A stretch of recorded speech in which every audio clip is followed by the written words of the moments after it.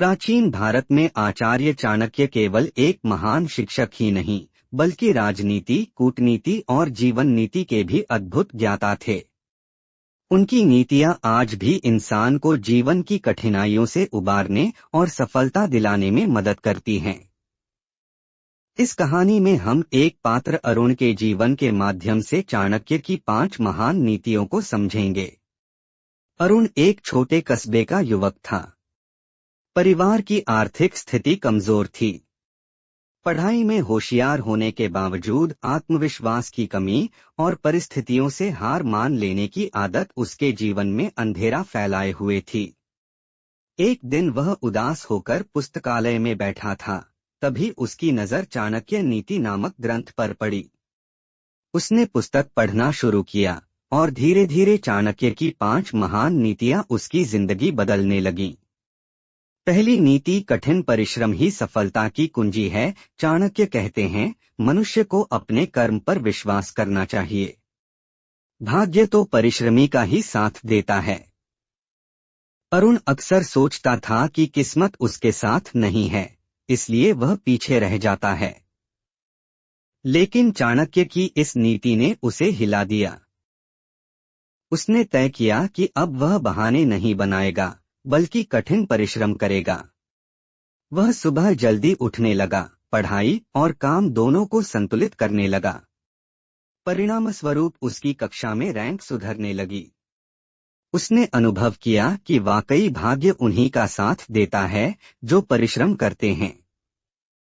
दूसरी नीति, अवसर को पहचानो और उसका लाभ उठाओ। चाणक्य कहते हैं, अवसर के बिना किया गया परिश्रम व्यर्थ है। बुद्धिमान वही है जो सही समय पर सही कदम उठाए। अरुण ने देखा कि उसके कस्बे में बच्चों के लिए ट्यूशन क्लासेस बहुत कम थीं।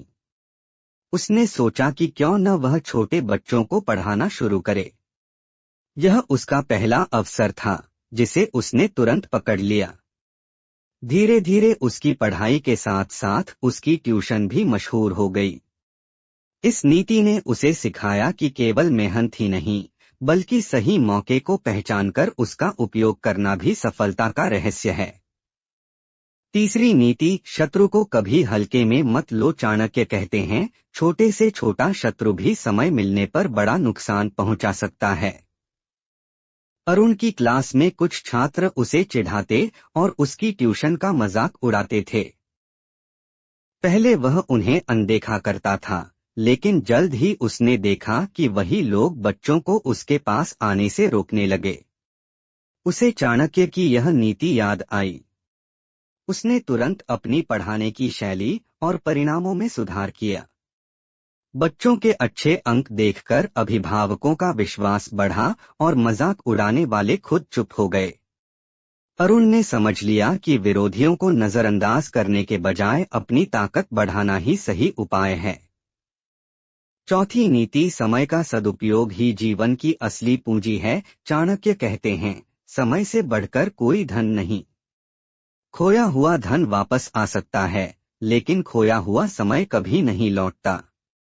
पहले अरुण घंटों मोबाइल और टीवी में समय बर्बाद करता था, परंतु इस नीति ने उसे बदल दिया। उसने हर मिनट की कीमत समझी और समय का सही उपयोग करना शुरू किया।